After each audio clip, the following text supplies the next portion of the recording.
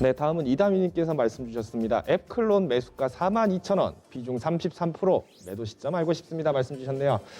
실제로 이제 앱클론 같은 경우에 지금 42,000원 선에 구매를 하셨다라고 하면 아무래도 시점은 이제 두 가지죠. 지금 최근에 한번 코로나 이슈 이후에 치료제 관련 효과가 있을 것이다. 어떤 제품을 개발할 것이다라는 이슈가 나오면서 강세 보인 지난 3월 31일부터 해서 4월 1일 넘어간 이 시점에 한번 진입을 하셨거나 혹은 작년 8월부터 지금까지 꾸준하게 가져가셨거나 이 두 가지 경우 중 하나겠죠.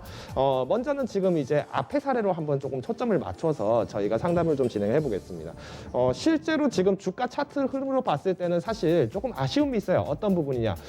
내가 4월 13일 날 팔았으면 그래도 5만 원 선 이상에서 내가 조금 매도를 할 수 있지 않았을까. 조금 아쉬움이 남으셔서 이런 질문을 주신 것 같습니다. 하지만 먼저는 지금 현재 시점에서 조금 살펴 말씀드리면 굉장히 긍정적인 사인을 좀 보여드리고 싶은 것이 앱클론은 사실 난치병 관련된 부분들에 대해서 지금 치료제를 만들고 있고 더군다나 지금 어느 정도 코로나19의 어떤 바이러스에 대해서 좀 중성화 효과들이 있지 않느냐라는 조심스러운 의견들이 또 나오고 있습니다. 그러다 보니까 지금 시장도 계속 꾸준한 상승세를 보이고 있습니다. 뭔가 매력적인 수익으로 해서 뭐 당일 4% 5%씩 상승을 하지는 않지만 이 종목 자체를 그림을 잘 보시면 굉장히 꾸준하게 올라가고 있다는 거죠. 오히려 조금 차트 길게 보시면 바로 지난 2019년 8월부터 해서 지금 연초까지 그리고 2월 이후에 코로나 쇼크로 이렇게 떨어진 날까지도 움직임들을 가만 살펴보시면 대부분들이 움직임들을 굉장히 많이 보이는 부분은 사실 하락 구간에서는 많이 보였지만 또 상승 구간에서는 꾸준하게 계속 올라가는 부분들이 연이어서 나타났다는 겁니다. 자, 그러면 지금 이제 앱클론과 같은 이런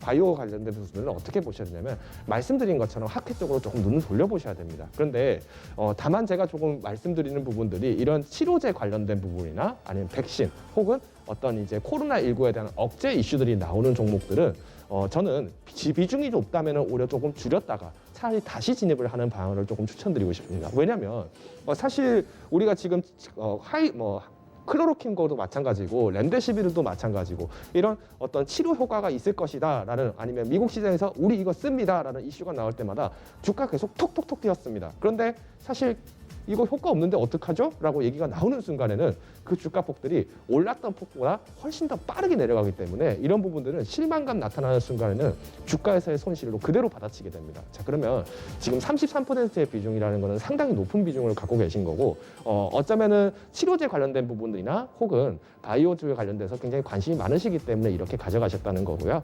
전체적으로 조금 말씀드리면은 조금 저라면 비중 축소를 좀 과감하게 들어갈 것 같습니다. 오히려 길게 보신다라고 하신다 하더라도 33%는 조금 많습니다. 사실 오히려 다른 길게 보실 때 나는 오히려 바이오 쪽 특히 의학계 쪽에 나는 섹터를 두겠다, 난 초점 두겠다라고 하면 이제는 저평가된 종목을 보시는 것도 나쁘진 않을 겁니다. 혹은 치료제와 관련돼서 혹은 백신과 관련돼서 전혀 언급이 없었던 종목을 가져가 보시는 것도 나쁘지 않을 것 같다라고 조심스럽게 말씀드리면서 비중 축소를 한번 권해드리겠습니다.